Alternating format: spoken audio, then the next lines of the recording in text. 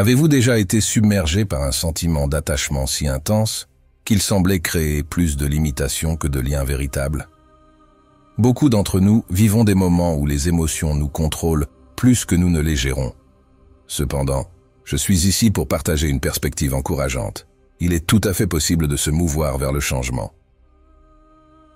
Dans cette vidéo, nous plongeons dans des concepts anciens, mais intemporels, pour apprendre à nous détacher de ces liens émotionnels pesants. Par l'examen des pensées et des enseignements de penseurs sages, nous découvrirons comment cultiver un espace de liberté en nous. Vous serez guidé à travers des pratiques efficaces pour alléger votre esprit de tout poids inutile, vous permettant de vous concentrer sur l'essentiel de votre vie. De la reconnaissance à la réflexion, en passant par la redéfinition de nos liens, cette vidéo est une porte vers une nouvelle manière de vivre. Si l'idée de rompre avec les entraves de l'attachement émotionnel résonne en vous, vous êtes au bon endroit. Cette vidéo est une invitation à redéfinir comment et à quoi nous choisissons de nous attacher, en trouvant une harmonie entre le lâcher-prise et la conservation de ce qui enrichit véritablement notre existence. Préparez-vous à découvrir que, même dans la complexité de nos émotions, réside la possibilité de choisir consciemment notre chemin, libre et éclairé. Commençons par le pouvoir du détachement. Pourquoi est-il si crucial, à votre avis? Lorsque nous nous accrochons trop étroitement à des personnes ou à des situations, cela commence à nous contrôler. C'est comme si vous donniez la télécommande de vos émotions à quelqu'un d'autre, lui permettant de changer de chaîne à sa guise. Son influence peut alors réguler votre joie, votre tristesse et, dans des situations extrêmes, peut même pousser à prendre des décisions irréfléchies. Se détacher ne signifie pas pour autant arrêter de se soucier des autres. Cela implique plutôt de donner le juste poids à ce qui est hors de notre contrôle. Imaginez vos émotions comme un cerf-volant. Cela peut sembler inattendu, mais c'est une image parlante. Chaque corde attachée à quelque chose ou quelqu'un symbolise une direction potentielle où vos émotions peuvent être emportées. Si vous tenez trop de cordes ou serrez une corde trop fort, vous êtes à la merci du vent. Le stoïcisme nous montre l'importance de desserrer notre emprise. Il nous apprend que, même si nous ne pouvons pas contrôler le vent, nous pouvons choisir quelle corde tenir. Cela ne vous rend pas froid ou distant, mais bien ancré et résilient. Identifions maintenant à quoi ou à qui nous sommes peut-être trop attachés. Demandez-vous ensuite, pourquoi cherchez-vous la validation? Est-ce la peur de la solitude ou quelque chose d'autre? Comprendre l'origine de votre attachement est la première marche vers la libération de son emprise. Engagez-vous maintenant dans des activités qui vous procurent un sentiment de but et de satisfaction. Peut-être une passion négligée ou une personne qui rend votre existence plus riche. Le détachement, dans sa forme la plus pure, vous délivre des chaînes de l'attachement en vous apprenant que l'attachement découle souvent de notre ego. En retournant aux fondamentaux, nous réalisons que nous sommes, au cœur, des êtres d'amour. Pensez à la pureté d'un nouveau-né, irradiant de joie, encore épargné par les intrications de l'ego. Avec le temps, pourtant, notre ego s'installe aux commandes, encombrant notre existence d'attachement. Ces liens, qu'ils soient à des personnes ou des idéaux, obscurcissent notre jugement et nous éloignent de notre essence originelle, l'amour. Le détachement, dans sa forme la plus pure, nous libère des chaînes de l'attachement en nous montrant que ce dernier provient souvent de notre ego. En revenant à l'essentiel, nous réalisons qu'au plus profond de nous, nous sommes des êtres d'amour. Pensez à la pureté d'un nouveau-né débordant de joie, encore épargné par les complications de l'ego. Avec le temps, cependant, notre ego prend le contrôle, encombrant notre vie d'attachement. Mais c'est ici qu'il faut bien comprendre que l'attachement est l'œuvre de l'ego, niant l'amour et la satisfaction intérieure. En observant nos désirs et nos liens sous cet angle, nous commençons à discerner le poids superflu qu'ils ajoutent à notre vie. J'aimerais, pour illustrer ce point et vous aider à vraiment comprendre, vous raconter une histoire dans laquelle beaucoup d'entre nous pourraient se reconnaître. Imaginez que vous êtes au lycée et que vous avez un coup de cœur pour quelqu'un. Votre ego devient très attaché à l'idée d'être avec cette personne, au point que votre bonheur semble dépendre entièrement de sa réciprocité. Un jour, vous prenez votre courage à deux mains et vous déclarez votre flamme. Mais la réponse n'est pas celle que vous espériez. Vous êtes rejeté. C'est un coup dur. Vous vous sentez misérable, convaincu que vous ne trouverez jamais l'amour. Mais avec le temps et la réflexion, Vous réalisez que votre attachement à cette personne et à ce résultat était excessif. Votre ego avait lié votre sens de la valeur et du bonheur à cette seule relation potentielle, vous rendant vulnérable à la déception et à la souffrance. En apprenant à vous détacher de ce besoin de validation externe, vous commencez à trouver une satisfaction plus profonde et durable en vous-même. Vous réalisez que votre valeur ne dépend pas de l'approbation de cette personne, mais vient de quelque chose de bien plus fondamental, votre capacité à aimer et à être aimé. Cette expérience vous apprend une leçon précieuse sur les pièges de l'attachement et la liberté du détachement. Bien sûr, vous continuez à aspirer à l'amour et aux relations, mais vous n'en dépendez plus pour vous sentir complet et valable. C'est juste un exemple parmi d'autres, mais j'espère qu'il illustre comment le fait de démêler nos attachements égotiques peut nous ouvrir à une vie plus ancrée dans l'amour, la confiance et l'épanouissement authentique. Et vous, avez-vous déjà vécu une expérience similaire? Un moment où le lâcher-prise d'un attachement vous a permis de vous reconnecter à quelque chose de plus grand et de plus vrai en vous. N'hésitez pas à partager votre histoire dans les commentaires. Nous avons tous tant à apprendre les uns des autres sur ce chemin de détachement et de découverte de soi. Alors, comment débuter cette libération des ancres qui nous retiennent? Commençons par examiner de près l'origine de notre attachement. Voyez-le clairement, il émane souvent de notre ego, en quête de sécurité et de validation. Le premier pas vers le changement réside dans cette prise de conscience. Comprenez ensuite que votre valeur intrinsèque ne dépend pas de cet attachement. Votre essence, votre cœur, est suffisant en soi. Cette réalisation ne survient pas instantanément. C'est le fruit d'une pratique délibérée, d'un choix conscient de privilégier votre paix intérieure plutôt que la quête de reconnaissance extérieure. Adoptez également le concept d'abondance. En lâchant prise sur la crainte de perdre, il arrive que l'univers compense la perte de manière inattendue, parfois même au-delà de nos espérances. Le détachement ne signifie pas moins d'affection ou de soin. Au contraire, il résulte d'une meilleure compréhension et d'un alignement plus fidèle avec votre essence véritable, laissant l'amour et non la peur diriger vos pas. Le cheminement vers le détachement est transformateur. Il implique de se dépouiller des couches de l'ego pour révéler la résilience de l'âme, pleine d'amour, qui se trouve dessous. Ce voyage vous mène vers une existence plus légère, libérée du fardeau de l'attachement, prête à accueillir de nouvelles bénédictions à bras ouverts et avec un cœur ouvert. Revenons à l'illusion de l'ego, qui peut parfois nous persuader que nous ne sommes pas à la hauteur, ou que ce que possède autrui est mieux que ce que nous avons. Cette fausse croyance nous encourage souvent à chercher une validation émotionnelle auprès des autres, à idéaliser certaines personnes en les plaçant sur un piédestal, comme si elles détenaient quelque chose que nous ne pouvons saisir. Pourtant, dans les moments décisifs de l'existence, il apparaît clairement que personne ne détient de privilèges particuliers. Nous sommes tous également vulnérables, profondément humains. Il est important de déconstruire cette illusion, de la percer à jour pour ce qu'elle est réellement, et de ne pas laisser cette fausse perception altérer notre vue de nous-mêmes ou d'autrui.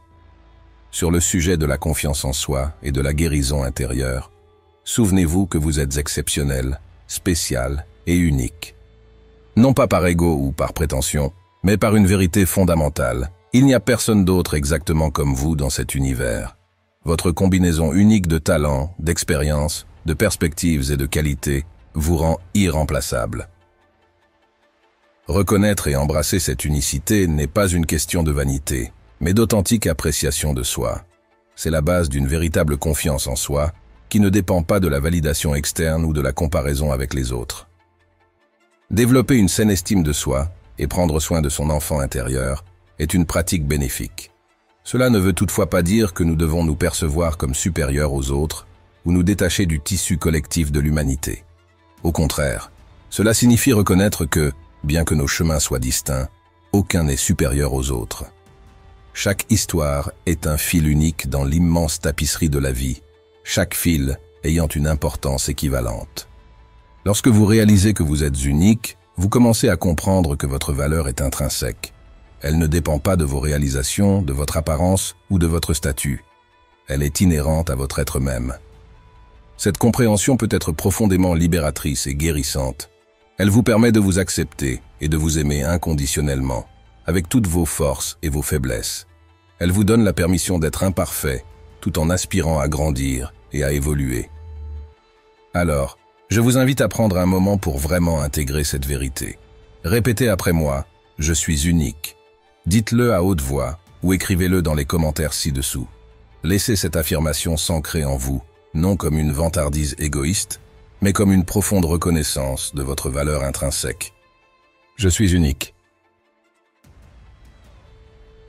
En partageant cette affirmation, vous ne faites pas seulement un pas vers votre propre guérison, mais vous encouragez aussi les autres à embrasser leur propre unicité. Imaginez la puissance d'une communauté où chacun se sent véritablement vu, apprécié et valorisé pour qui il est. Alors, n'hésitez pas. Affirmez votre unicité ici et maintenant. Et observez comment cette simple déclaration commence à changer votre perception de vous-même et de votre place dans l'univers. Maintenant, continuons. Quand on parle de détachement, particulièrement dans les relations, il est aisé de se laisser emporter par un sentiment de manque, craignant de perdre quelqu'un que l'on considère comme unique et irremplaçable. Ce schéma de pensée trouve ses racines dans l'ego, qui nous souffle de fausses idées sur le manque et la limitation. Le détachement émotionnel ne consiste pas à nier nos sentiments ou à devenir insensible, mais à embrasser l'abondance que l'univers a à offrir, ainsi que notre propre capacité à aimer. Il s'agit de reconnaître que, même si une personne peut avoir une place spéciale dans notre cœur, notre bien-être ne dépend pas de sa présence. Par cette réalisation, nous sommes libérés des attachements fondés sur la peur, nous permettant d'aimer avec liberté, sans nous accrocher désespérément. Cela nous amène, tout naturellement, à une résonance avec la philosophie stoïcienne. Apprendre à voir chaque individu, y compris soi-même, avec un regard d'égalité.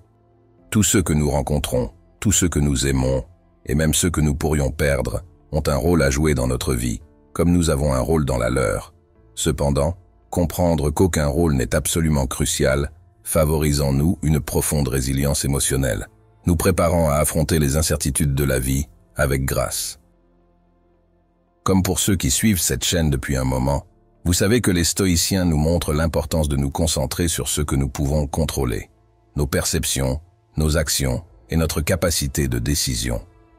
Ce faisant, nous faisons l'expérience d'une libération véritable, apprenant à naviguer dans la vie avec une sérénité et une assurance profonde. Concrètement, cela signifie être prêt à laisser derrière soi les expériences et relations passées qui ne nous servent plus. C'est un peu comme si nous tenions une corde très serrée, au point que ça en devienne douloureux, tout en ayant peur de la lâcher par crainte de l'inconnu. Imaginez que vous serrez cette corde depuis si longtemps que vos mains en sont devenues engourdies.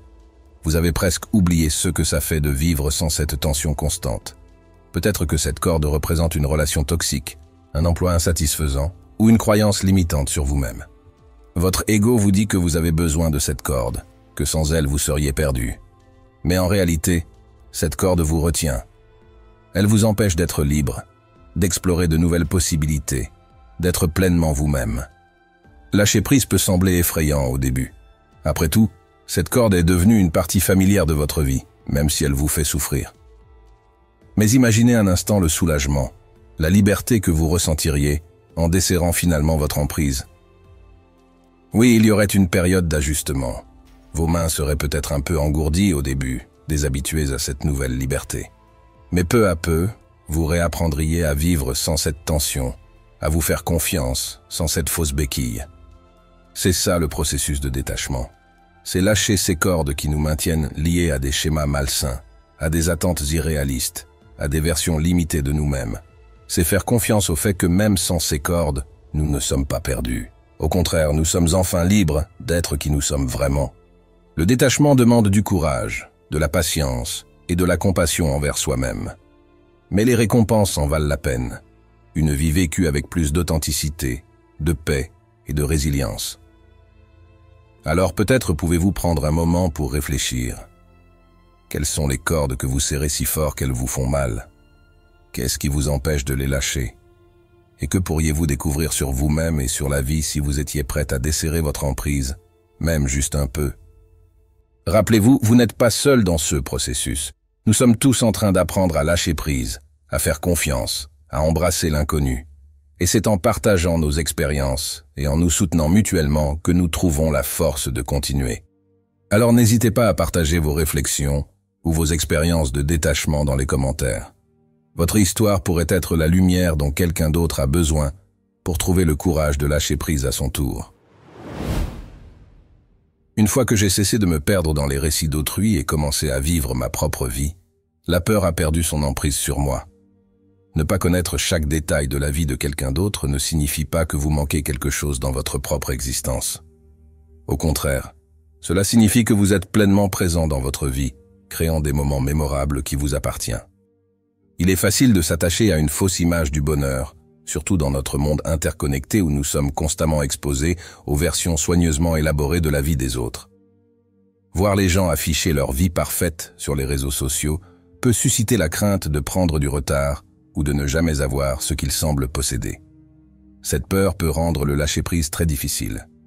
Cependant, il est primordial de se rappeler que l'herbe semble toujours plus verte vue de loin. Quand vous vous approchez, vous réalisez qu'elle aussi a ses imperfections. C'est pareil avec la vie des autres. Ce que nous voyons de l'extérieur n'est souvent qu'une façade, cachant les luttes et les défis que chacun doit affronter. En réalité, personne n'a une vie parfaite, même si les apparences peuvent parfois le suggérer. Chacun a ses propres insécurités, ses propres peurs et ses propres batailles à mener. Mais ces aspects sont rarement mis en avant, surtout dans un monde où la perfection est valorisée. Lorsque nous nous comparons aux autres, nous nous comparons souvent à une illusion, à une version idéalisée de la réalité. Et cette comparaison peut être extrêmement dommageable pour notre estime de soi et notre bien-être. Alors, comment se libérer de cette tendance à se comparer et de la peur de manquer quelque chose? Cela commence par se recentrer sur sa propre vie, sur ses propres valeurs et ses propres objectifs. C'est reconnaître que votre chemin est unique et qu'il ne peut pas être comparé à celui de quelqu'un d'autre. C'est aussi apprendre à apprécier les petits moments de votre vie, ceux qui ne sont peut-être pas dignes d'Instagram, mais qui sont profondément significatifs pour vous. C'est cultiver la gratitude pour ceux que vous avez, plutôt que de vous concentrer sur ceux que vous pensez manquer. Et c'est se rappeler que la véritable satisfaction vient de vivre en accord avec vos propres valeurs, pas de l'approbation ou de l'envie des autres. Quand vous vous ancrez dans qui vous êtes et dans ceux qui comptent vraiment pour vous, le besoin de se comparer s'estompe naturellement. Bien sûr, c'est un processus. Il faut de la pratique pour se désengager de ces schémas de comparaison et de peur. Mais chaque petit pas dans cette direction est un pas vers plus de liberté et d'épanouissement. Alors, peut-être pouvez-vous prendre un moment pour réfléchir. Comment la comparaison avec les autres a-t-elle affecté votre propre sens du bonheur et de la satisfaction? Quelles sont les choses de votre vie que vous pourriez apprécier davantage si vous vous concentriez moins sur ceux que les autres semblent avoir? Maintenant, parlons de ceux qui comptent vraiment dans la vie. En trouvant la réponse à cette question, on peut se libérer de tout ce qui nous encombre inutilement et trouver une vraie liberté émotionnelle.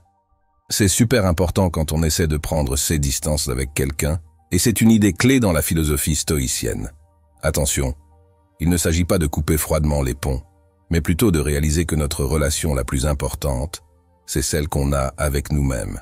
C'est facile de croire que notre bonheur dépend de la présence de quelqu'un, que notre valeur augmente quand il nous approuve et diminue quand il nous ignore. Mais cette façon de penser nous piège, en faisant dépendre tout notre potentiel du bon vouloir de quelqu'un d'autre. C'est comme un oiseau qui croirait avoir besoin d'une permission pour voler. En faisant ça, on limite notre espace émotionnel. Imaginez plutôt que vous réalisez que le ciel a toujours été grand ouvert, n'attendant que vous pour déployer vos ailes à votre façon. Cette indépendance est une grande leçon de liberté. Elle nous apprend que notre valeur ne dépend pas du jugement des autres ou de leur présence dans nos vies. Se détacher, ça ne veut donc pas dire rejeter l'autre, mais plutôt se rapprocher de qui on est vraiment. C'est se concentrer sur notre développement personnel pour devenir la meilleure version de nous-mêmes. Et c'est comme ça qu'on se libère petit à petit du poids écrasant du besoin de l'autre. Prenez un jardin par exemple. Vous ne suppliez pas une fleur de pousser, vous prenez soin de la terre, vous arrosez avec attention et vous faites confiance au processus naturel. Eh bien c'est pareil quand on prend soin de nous. En travaillant à notre épanouissement personnel, on crée un environnement intérieur qui fleurit, que quelqu'un d'autre soit là pour le voir ou non. Et ce soin qu'on se porte devient une source de bonheur autonome, solide et vraiment gratifiante. C'est un changement de perspective super puissant. Au lieu de chercher l'approbation à l'extérieur, on apprend à la trouver en nous, Au lieu de s'accrocher à des relations en particulier, on chérit les leçons et l'évolution qu'elles nous apportent. Bien sûr, ça ne veut pas dire que les relations n'ont pas d'importance. Les liens humains sont une part précieuse de la vie, mais en ancrant d'abord notre valeur en nous-mêmes, on peut vivre ces relations depuis un lieu de plénitude, plutôt que de manque. C'est tout un voyage, qu'on travaille chaque jour. Certains jours, ce sera plus facile de se rappeler notre valeur intrinsèque. D'autres jours, on devra choisir consciemment de se détacher des opinions et des attentes des autres. Mais chaque fois qu'on choisit de se rapprocher de nous-mêmes, on renforce notre muscle de l'amour de soi et de l'autonomie émotionnelle. On s'ancre de plus en plus dans notre propre vérité, en étant moins dépendant de la validation extérieure. Et depuis cet espace de plénitude intérieure, on devient capable d'aimer et de se connecter plus profondément, non par besoin, mais par le pur désir de partager notre lumière. Voici un autre conseil pour cultiver cette autonomie émotionnelle et ce détachement sain. Apprenez à valider vos propres émotions. Souvent, quand on vit quelque chose de difficile, notre premier réflexe est de chercher la validation à l'extérieur. On veut que quelqu'un d'autre nous dise que ce qu'on ressent est normal, compréhensible, légitime. C'est humain. On a tous besoin de se sentir compris et soutenu. Mais le problème, c'est que si on dépend toujours de cette validation externe, on donne à l'autre un pouvoir énorme sur notre bien-être émotionnel. On se retrouve à la merci de sa disponibilité, de sa capacité à comprendre, de sa volonté de nous soutenir. La clé, c'est d'apprendre à valider nos propres émotions. C'est de développer cette voix intérieure bienveillante et compréhensive, qui peut nous dire « Ce que tu ressens est tout à fait normal. C'est ok de te sentir comme ça. Je suis là pour toi. » C'est un peu comme devenir notre propre meilleur ami, notre propre figure de soutien. Au lieu de chercher désespérément cette validation à l'extérieur, on apprend à la trouver en nous-mêmes. Concrètement, ça peut vouloir dire prendre un moment pour vraiment écouter nos émotions, sans jugement, les accueillir, les nommer, les laisser exister sans essayer de les changer tout de suite. On peut se dire des choses comme « Je vois que tu es triste en ce moment. C'est normal de ressentir ça dans cette situation. Je suis là avec toi, on va traverser ça ensemble. » Ou encore « Je sens beaucoup de colère en toi. C'est une émotion valide, elle a le droit d'être là. Respirons ensemble, accueillons-la et voyons ce qu'elle essaie de nous dire. » En faisant ça, on renforce notre muscle de la validation émotionnelle. On apprend à être là pour nous-mêmes, dans les bons comme dans les mauvais moments. Et petit à petit, on devient moins dépendant de la validation des autres. Bien sûr, ça ne veut pas dire qu'on n'a plus besoin de soutien extérieur. Les amis, la famille, la thérapie, tout ça reste précieux et important. Mais ça devient un bonus, un supplément, plutôt qu'une nécessité absolue. Et depuis cette place d'autonomie émotionnelle, on peut entrer en relation de façon plus saine et équilibrée. On peut partager nos émotions avec les autres, non pas pour qu'ils les valident, mais pour créer une connexion authentique. On peut soutenir les autres, non pas par obligation, mais par choix et par amour. Alors, la prochaine fois que vous vivez une émotion forte, essayez de prendre un moment pour la valider vous-même.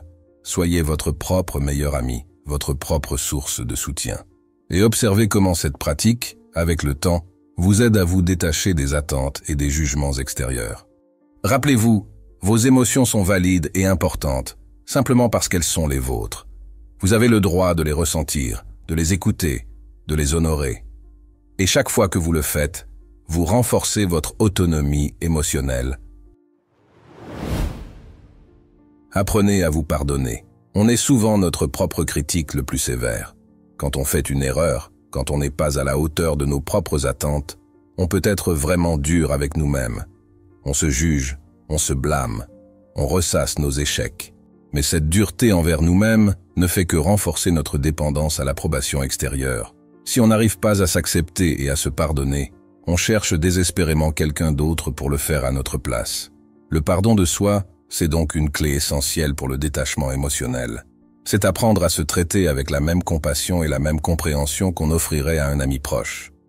Concrètement, ça peut vouloir dire prendre du recul quand on se surprend à se juger durement. C'est se rappeler qu'on est humain, qu'on fait tous des erreurs, que l'apprentissage passe par l'échec. On peut se dire des choses comme « Ok, j'ai fait une erreur.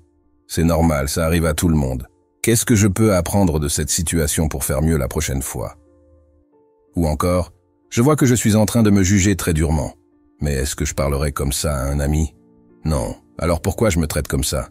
Il s'agit de développer un dialogue intérieur plus doux, plus compréhensif, de se rappeler qu'on fait de notre mieux avec les ressources qu'on a et que c'est ça le plus important. Bien sûr, ça ne veut pas dire qu'on ne prend pas la responsabilité de nos erreurs. Le pardon de soi, ce n'est pas une excuse pour continuer à se comporter de façon dommageable. C'est plutôt une façon de se libérer de la honte et de la culpabilité paralysante pour pouvoir avancer et grandir. Et quand on apprend à se pardonner, on devient moins dépendant du pardon des autres. On n'a plus besoin qu'ils nous rassurent constamment, qu'ils nous disent qu'on est OK, parce qu'on a appris à se le dire nous-mêmes. C'est un processus, une pratique quotidienne. Certains jours, ce sera plus facile de se regarder avec compassion. D'autres jours, on devra consciemment choisir de se pardonner, même si une partie de nous résiste. Mais chaque acte de pardon de soi est un pas vers plus d'autonomie émotionnelle. C'est une façon de se dire « Je suis là pour moi », même dans les moments difficiles. Je m'aime et je me soutiens, quoi qu'il arrive. Et depuis cette place de bienveillance envers soi, on devient plus capable d'être vraiment là pour les autres. On peut les soutenir et les pardonner, non pas par besoin de réciprocité, mais par pure générosité du cœur. Alors, la prochaine fois que vous vous surprenez à vous juger durement, prenez un moment pour pratiquer le pardon de soi. Rappelez-vous que vous faites de votre mieux et que c'est ça le plus important. Apprenez à lâcher prise sur le besoin de contrôler.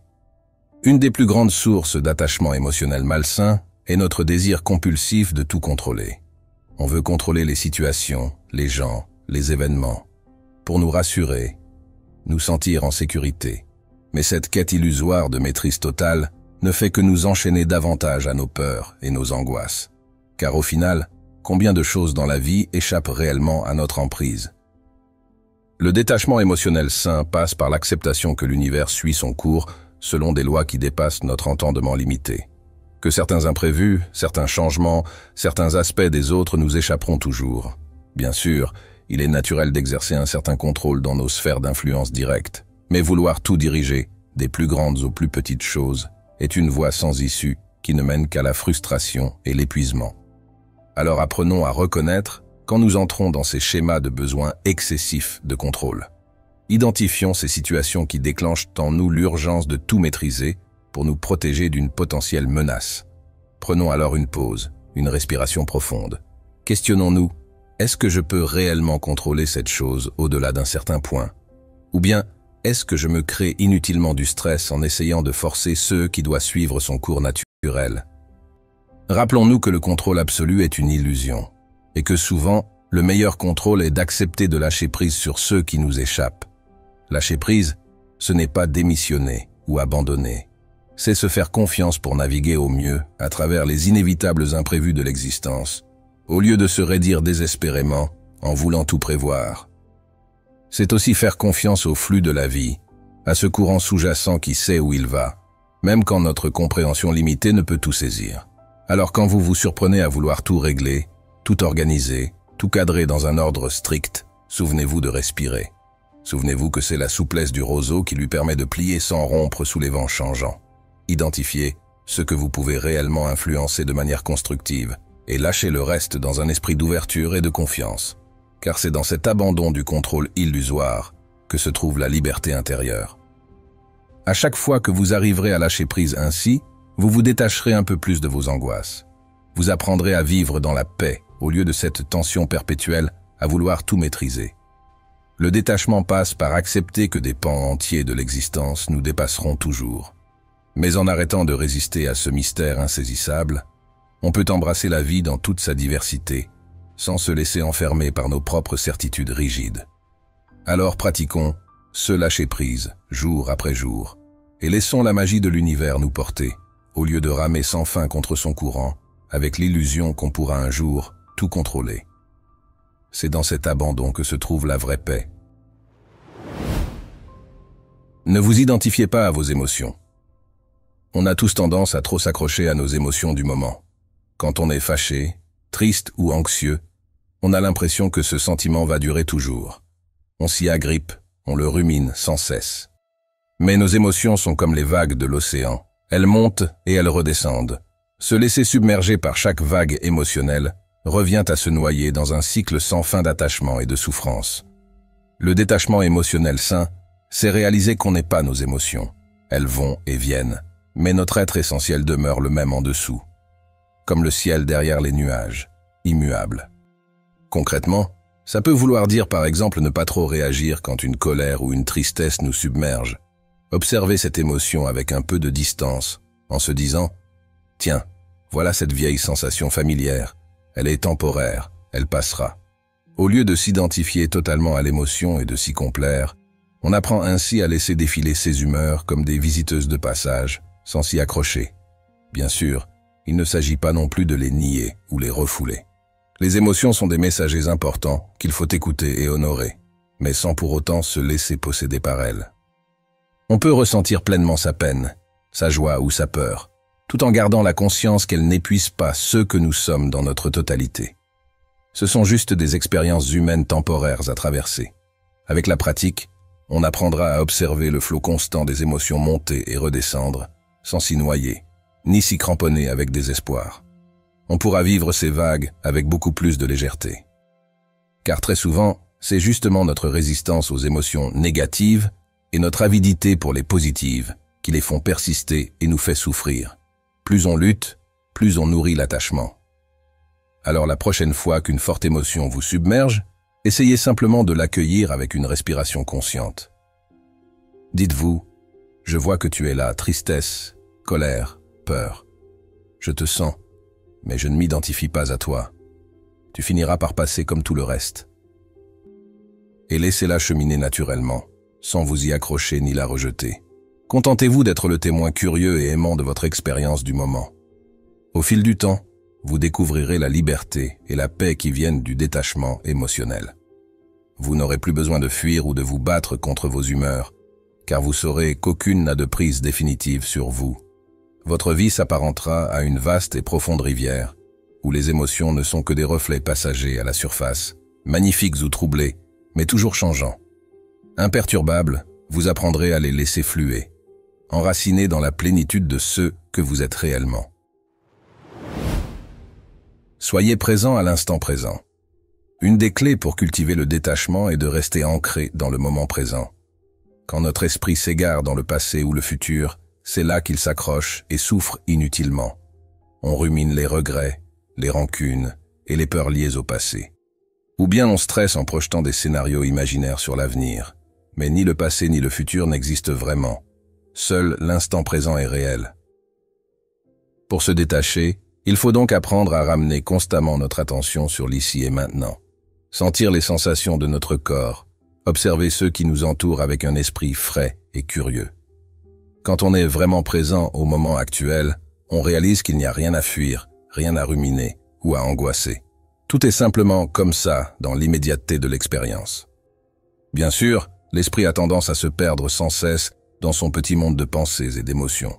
Mais à chaque fois qu'on s'en rend compte, on peut choisir de lâcher prise et de revenir au présent, respirer profondément et ressentir l'air qui entre et sort, se concentrer sur les sons, les couleurs, les textures autour de soi. C'est immédiatement apaisant, car cela nous sort de notre mental agité. Plus on pratique cette présence attentive, plus notre détachement se renforce naturellement. Car dans l'instant présent nu, il n'y a rien à vouloir contrôler ou posséder, juste la saveur simple et fluide de l'expérience. On réalise qu'on n'a jamais vraiment perdu quoi que ce soit dans le passé, puisque le passé n'existe plus, et qu'on n'a rien à redouter non plus dans l'avenir incertain qui n'est pas encore advenu.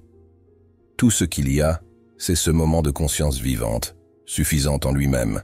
En restant enraciné là-dedans, nos besoins, nos peurs, nos attachements perdent de leur emprise sur nous. Alors pratiquons la présence pleine, encore et encore. Revenons sans cesse au seul point d'ancrage réel qu'est l'ici et maintenant.